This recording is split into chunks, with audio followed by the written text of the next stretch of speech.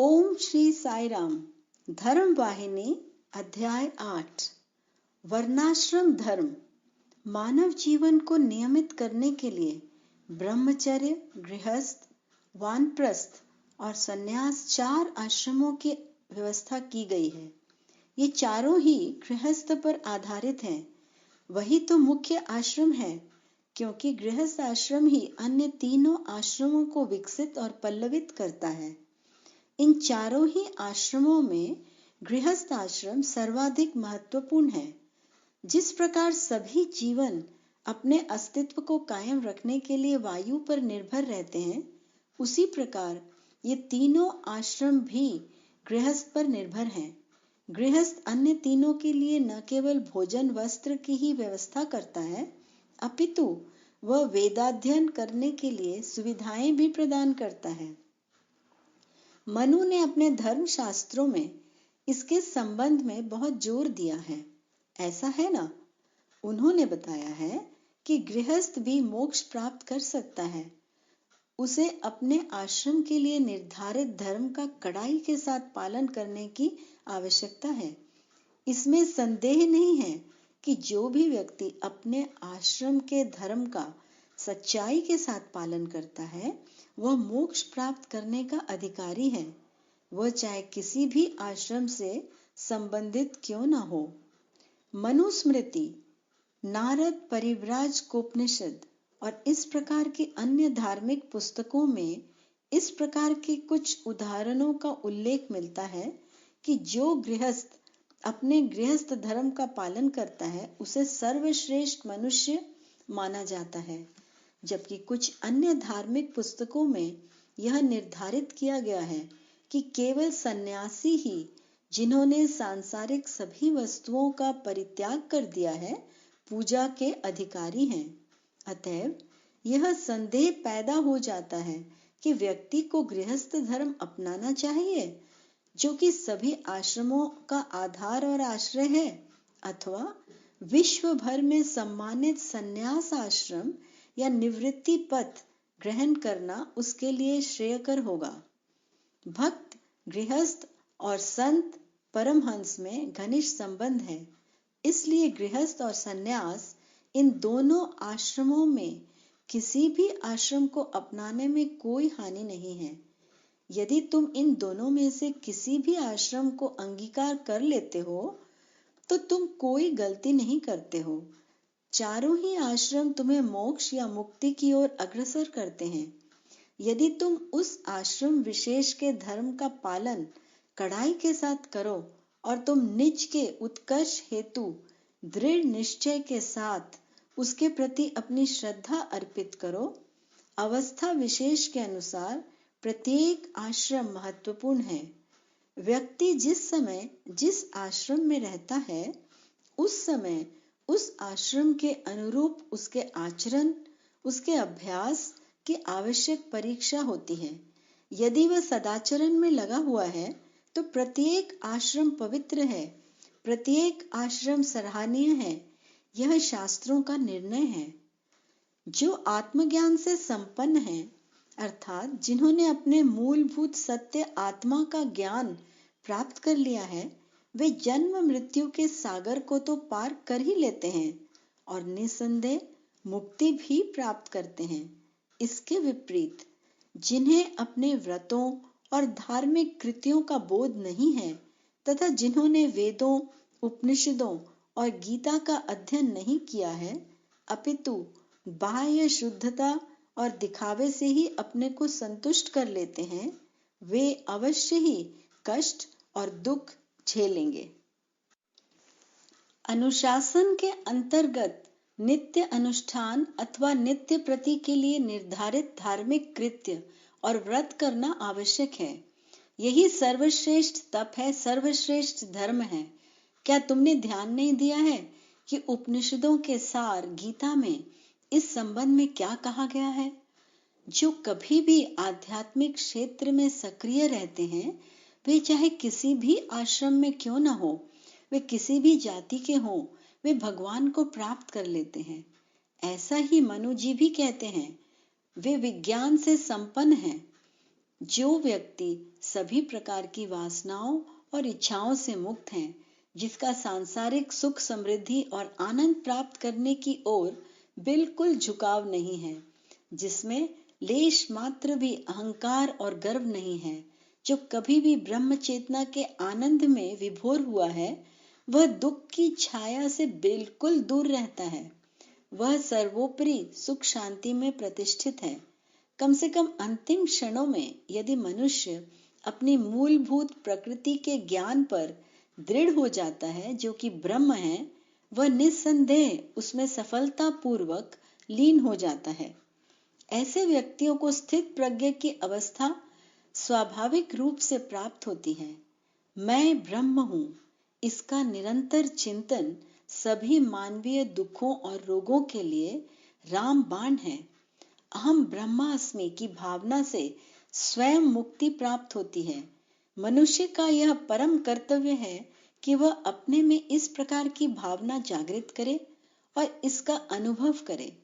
अज्ञानी जिस पर जड़ सिद्धांत का प्रभाव रहता है, यह विश्वास करता है कि वह स्वयं शरीर ही है। पंडित जो जरा भी निरामन तर्क करने में समर्थ होता है, यह अनुभव करता है कि इस शरीर में विद्यमान जीवन ही मैं या अहम है। लेकिन जो ज्ञानी अनात्मा को आत्मा से पृथक जानता है, वह यह जानता है कि अहम ब्रह्मास्मि सत्य है और इस दृढ़ धारणा से विभाजित नहीं होता है। ब्राह्मण जैसी जातियां, गोरे और काले जैसे रंग, ब्रह्मचर्य जैसे आश्रम इत्यादि भौतिक दशाएं हैं। वे आत्मा की विशेषताएं नहीं हैं। ये देश काल के अनुकूल होती हैं। उनका संबंध इहलौकिक सांसारिक है और वे सांसारिक कारणों से प्रेरित होती हैं। जो भी सांसारिक बंधनों में बंधा हुआ है, उसे इन पर गौर करना चाहिए। जिनका इन सांसारिक बंधनों और माया मोह से कोई संपर्क और संबंध नहीं है, जो इनसे दूर रहते हैं, उनके लिए इनका कोई महत्व नहीं है। यही कारण है जो व्यक्ति ब्रह्मनिष्ठा से ओतप्रोत है, जिन्होंने मौलिक सत्य को अच्छी तरह से समझ लिया है, वे इन पर इतना अधिक ध्यान नहीं देते हैं। वे जातिवाद के चक्कर में नहीं पड़ते हैं। वे प्रत्येक वस्तु को मौलिक सत्य के रूप में ही देखते हैं। वे जाति बिरादरी पर ध्यान दे भी तो कैसे? लेकिन जब तक तुम इस स्थिति में नहीं पहुंच जाते हो, तब तक तुम्हें जाति और आश्रम के नियमों का निरापवाद पालन करना ही होगा। देह चेतना के लिए यह देह धर्म है। जिन महर्षियों ने आत्म धर्म को पूरी तरह से समझ लिया है, उनका कहना है सत चित और आनंद आत्मा की मुख्य विशेषताएं हैं। अतः उन महान विज्ञानियों के लिए कहा जा सकता है कि उन्होंने ब्रह्म को प्राप्त कर लिया था, जो स्वयं सत चित और आनंद है। मुक्ति हेतु आत्मदर्शन के लिए दृष्टि की स्वच्छता पर्याप्त है। वही अत्यावश्यक चीज है, जाति या रूप रंग नहीं। प्रश्न उठता है कि स्वच्छ और निर्मल दृष्टि प्राप्त कैसे की जाए। इसका उत्तर यही है कि धर्म का आचरण और अभ्यास करके ऐसे धर्म का जो जाति और आश्रम व्यवस्था द्वारा अनुकूलित होता है, धर्म के द्वारा आत्मा का प्रत्यक्ष दर्शन होता है, उस पर किसी प्रकार के कोहरे का पर्दा नहीं रहता, अर्थात वो धूमिल नहीं दिखाई देती। धर्माचरण से तुम्हें अनुभूति प्राप्त होती है। अनुभूति के जरिए सत्य दृढ़ होता है, सत्य से स्पष्ट ज्ञान प्राप्त होता है और दिव्य दर्शन से मुक्ति मिलती है। जो व्यक्ति आत्मा को छिपाने वाली इस प्रकार की आंतरिक बाधाओं से मुक्त होते हैं, वे जाति पाति और आश्रम पर विचार नहीं करते हैं। वे अवश्य ही मुक्ति प्राप्त करते हैं। यह अंतःकरण की शुद्धि है, जिसकी महिमा का वर्णन मुक्ति के संदर्भ में शास्त्रों में किया गया है। वन में रहने पर भी जो साधु संत मोह और घृणा के शिकार बने रहते हैं, वे क्षति से बच नहीं सकते हैं। घर में रहकर भी गृहस्थ लोग तपस्वी बन सकते हैं यदि वे अपनी इंद्रियों पर विजय प्राप्त कर लेते हैं। यदि गृहस्थ जीवन व्यतीत करने वाले लोग ऐसे कार्य करते हैं जो हानिकर या निंदनीय नहीं हैं, तो वे ज्ञानी कहलाने के पात्र हैं। अनासक्ति प्राप्त कराने के लिए गृह तपोवन है। संतान, दान, धन, संपत्ति या यज्ञ अथवा योग द्वारा मुक्ति प्राप्त नहीं की जा सकती है। मुक्ति प्राप्ति के लिए तो आत्म शुद्धि आवश्यक है। कौन सा कार्य सही है, कौन सा गलत है, इसके निर्णय के लिए शास्त्र ही प्रमाण है। जीवन की कोई भी अवस्था हो, कोई भी आश्रम हो, यदि व्यक्ति का लक्ष्य ब्रह्म की प्राप्ति है और यदि वह निज स्वरूप अर्थात अपनी वास्तविक सत्ता को समझने की चेष्टा करता है, तो वह अज्ञान के पर्दे को हटाने में सफल होगा और उसे ज्ञात हो जाएगा कि स्वयं वह ही ब्रह्म है। अपनी आत्मा पर ध्यान केंद्रित करना ही मुक्ति प्राप्ति का साधन है। ये समझते हुए कि वेद मानवीय जीवन की अवस्था विशेष के लिए निर्धारित सिद्धांतों का अभ्यास करने की शिक्षा देते हैं, किसी भी जाति का कोई भी व्यक्ति अवस्था विशेष के लिए निर्धारित सिद्धांतों का पालन करके परम पद को प्राप्त कर सकता है। यदि किसी में धर्म का कड़ाई के साथ पालन करने की तीव्र इच्छा और सामर्थ्य है, यदि किसी को ज्ञान प्राप्त करने में कठिनाइयां नहीं हैं, तो वह संन्यास आश्रम में प्रवेश न करके गृहस्थ रहकर भी मुक्ति प्राप्त कर सकता है। चक्रवर्ती राजा जनक, अश्वपति, दिलीप जैसे राज ऋषियों ने गृहस्थ धर्म का पालन करते हुए ही अपने लक्ष्य की प्राप्ति की थी। गृहस्थ आश्रम में रहकर उन्होंने अनेकों विघ्न बाधाओं से संघर्ष किया और भगवान का अनुग्रह प्राप्त करने में आने वाली सभी अड़चनों और बाधाओं को दूर करने में सफलता प्राप्त की। उनका लक्ष्य था ईश्वरत्व की प्राप्ति, वह उन्होंने प्राप्त कर लिया था। अतएव इस प्रकार की शंका न करो, गृहस्थ आश्रम मुक्ति प्राप्ति में कोई बाधा नहीं है। ऐसी इच्छा करके कि इस संसार सागर को पार करना है, पति पत्नी दोनों को ही मन मिलाकर चलना चाहिए। दोनों में उस लक्ष्य तक पहुंचने के लिए समान तीव्र एवं दृढ़ संकल्प होना चाहिए, अन्यथा संन्यास ही आश्रय है। देखो, मध्याह्न का तपता हुआ सूर्य भी उसकी भगवान की छाया से संबंधित है। 16 कला वाला चंद्रमा प्रकाश की शीतल किरणों से जो अमृत की तरह काम करती है, निकटता से संबंधित है। गृह स्वामिनी को अवश्य ही बुद्धिमती, धैर्यवती, शांत, नेक और सर्वगुण संपन्न होना चाहिए, तब वह घर चमकेगा और आध्यात्मिक क्षेत्र में भी विजय गृह होगा। ऐसा तो कोई नियम नहीं है कि जब किसी व्यक्ति को घर में रहकर आध्यात्मिक क्षेत्र में कठिनाइयों का सामना करना पड़े, तब वह संन्यास ग्रहण कर ले और घर छोड़कर भाग जाए।